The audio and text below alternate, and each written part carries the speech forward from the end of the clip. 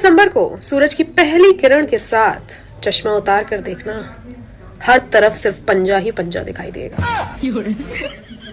अंधभक्त घर से बाहर ना निकले, मेरी विनम्र निवेदन है उनसे। देख नस्ली मोहतरमा, पंजा तो दिखा नहीं। हाँ, जीत के बाद जनता तुम जैसी चमचियों को फिंगर जरूर दिखा रहा है। वो मिडिल वाली तुम्हारी यूज की है तो रख लो। हमें तो लग रहा है अगले 5 साल यूज में आएगा। कांग्रेस की सरकार हिंदुस्तान में भ्रष्टाचार का सेंटर है, एपी सेंटर है। आपसे ही उम्मीद थी पप्पू जी, आपसे ही उम्मीद थी। आप ही सच बोल सकते हो। दोस्तों, इस वीडियो में कुछ धमाल होने वाला, क्योंकि इलेक्शन तो तीनों जगह हार चुकी है। कांग्रेस और जो भी गठबंधन थे सब मिलकर हार चुके हैं, तो उनका पोपट भी हुआ है। तो बेचारे के सीने पे सांप लौट रहा है। आओ देखते हैं। कहो भैया, मऊ चमारे आई, तुम्हें शर्म है कुछ? कमेंटवा में जय भीम लिख दा या चमारा ही लिख दा। ये भैया चमार के चमारे सपोर्ट करेला। हाँ नायरा, हाँ। इस छमिया की तो परेशानी अपने को समझ में नहीं आया। मैं तो राम राम बोल के निकल लेता हूँ इस छमियों से। आप लोग ने क्या समझा, कमेंट करके बताइए। अगर मेरी बीवी बोले ना कि बीजेपी को वोट देना है तो मैं मेरी बीवी को तलाक दे सकता हूँ, लेकिन मैं बीजेपी को वोट नहीं दूंगा। नहीं देंगे, तलाक दे देंगे। हाँ, मैं तलाक दे दूँ। नहीं चाचा, तू झूठ बोल रहा है। ये तो मीडिया कैमरे के सामने तू झूठ बोल रहा है। असल में जब तू घर जाएगा और बीजेपी को ना वोट देने की कसम खाएगा तो बीबी ऐसी हालत करेगी कि तू दोबारा वापस जाएगा और कुछ ऐसी हरकत करेगा।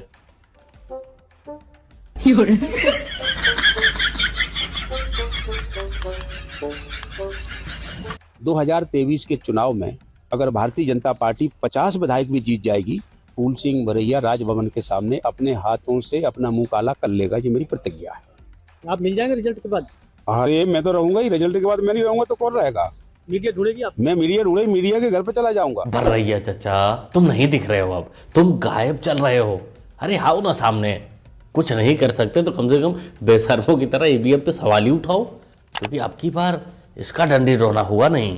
कांग्रेस पार्टी के कई कार्यकर्ताओं में निराशा है, जैसे ओहो ये तो रवीश जी की फोटो है, लेकिन कोई बात नहीं, कार्यकर्ता से ज्यादा डिफरेंट नहीं है। ये भी निराश ही होंगे, ऐसा लोग मान के चल रहे हैं। कई लोग ये फोटो भी ट्वीट कर रहे हैं। सुशांत भाई, ये निराश नहीं होंगे। इनके सीने पर सांप लौट रहा होगा, क्योंकि पप्पू एंड कंपनी से ज्यादा मेहनत तो इन स्टील के चमचों ने किया था। पूरे राजस्थान के लोग लिख करके रखे, इस बार तो नहीं, अब राजस्थान में कभी भी अशोक गहलोत की सरकार नहीं बनेगी। मैं मुख्यमंत्री पद छोड़ना चाहता हूं, पर ये पद मुझे नहीं छोड़ रहा। चाचा चौधरी, मोदी जी ने पद, कुर्सी, तशरीफ सबका तलाक करवा दिया है। इस उम्र में जाओ तीर्थ यात्रा पर, यहाँ काहे को बकलोली कर रहे हो? कुछ पाप तो धो लेंगे। लालू यादव हमारे दूरा है और उनकी चरण के पानी हमने गमला में धोया था पैर, वो पानी रख ले हैं, घट जाता है तो उसमें गंगा जल थोड़ा मिला देते हैं। हेमोपैथिक लेखा बाल बच्चा पीते हैं, हमारा बाल बच्चा की कोई तबीयत खराब नहीं होती। लालू यादव का चरण आप धोए थे और वो पानी आपके घर के बच्चे पीते हैं। हम लोग पूरे दवा के रूप में 5 बजे हेमोपैथिक की तरह 5 बूंद पीना है, और उन्हीं के नाम लेके दुनिया, हम किसी देवता धर्म को नहीं मानते। हो सही चाचा, चरण ही नहीं, सुबह सुबह जाकर उनका पिछवाड़ा धुल के, अब बोलने में शर्म आ रहा है।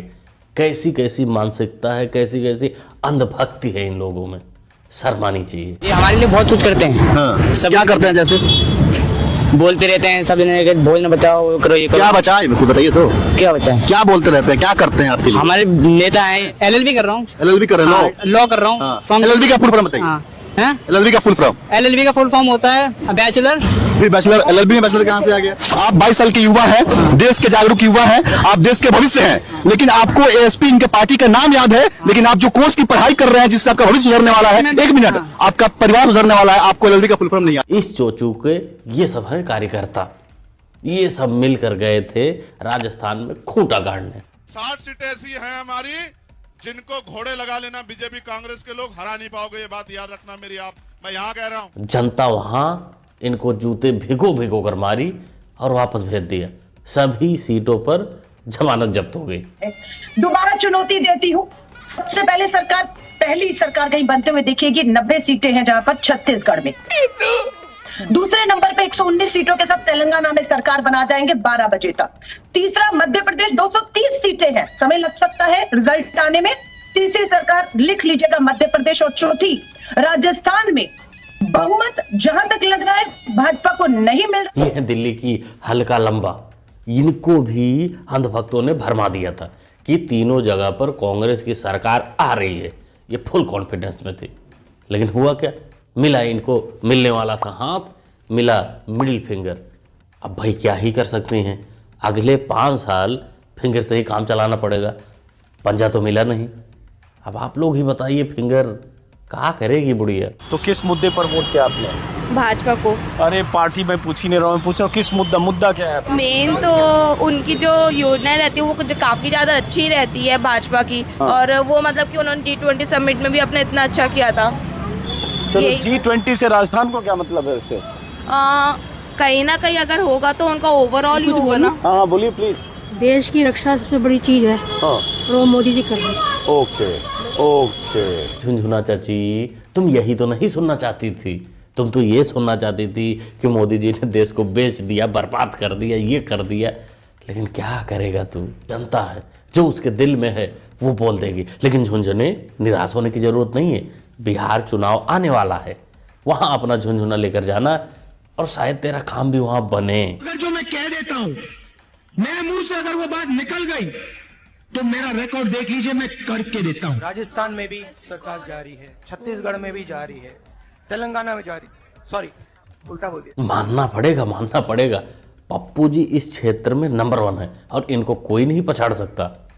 वैसे पनौती इसी को बोलते हैं क्या? लेकिन अब कैसे कह सकते हैं भाई, पद तो एक ही मिलेगा, पप्पू या पनौती, आप अपने हिसाब से ले लो। 5 राज्यों के एग्जिट पोल में कांग्रेस को बढ़त दिख रही है। भारतीय जनता पार्टी के नेता भयंकर सन्नाटे में हैं।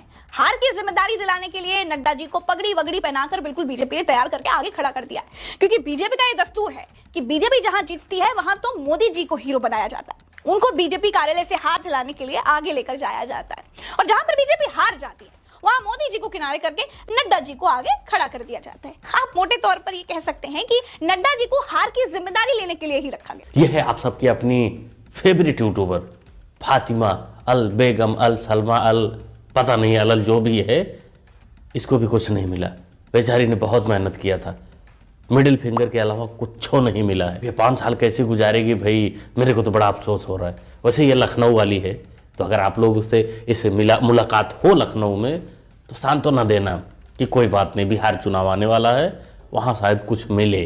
हिंदू हो तो हिंदू बनना सीखो, कंधों से ऊंची छाती नहीं होती, धर्म से बड़ी कोई जाति नहीं होती। दीपक ही नहीं बचा तो बाती का क्या करोगे, हिंदू धर्म ही नहीं बचा तो जाति का क्या करोगे। खली चाचा भी मूड में है, ये भी मूड में है। वैसे पार्टी तो शायद इन्होंने ज्वाइन की थी, लेकिन अब ये असली रंग रूप में आ रहे हैं, असली मूड में आ रहे हैं। चलिए कोई बात नहीं, आ रहे हैं धीरे धीरे, सबको आना चाहिए। क्या कहते हैं दोस्तों आप लोग, पूरी वीडियो के बारे में कमेंट करके बताइए। ये जो चुनाव हुआ इसके बारे में क्या कहना चाहते हैं? जनता मैच्योर हो गई और ज़्यादा, इसीलिए उसने वोट किया अपने अपने हिसाब से, किस पार्टी को लाना था किस पार्टी को नहीं लाना था, वहाँ की जनता को अच्छे से पता था, इसलिए उन्होंने अपने हिसाब से चुना। आपका जो भी ओपिनियन हो, आपका जो भी कहना है पूरी वीडियो के बारे में कह सकते हैं, लिख सकते हैं। मुन्ना भाई के साथ जुड़ने के लिए आपको करना होगा चैनल को सब्सक्राइब, जो कि होता है बिल्कुल फ्री। सब्सक्राइब करिए, जुड़ जाइए, जिससे आपको अपडेट मिलते रहें। मिलते हैं अगले वीडियो में। Thanks for watching.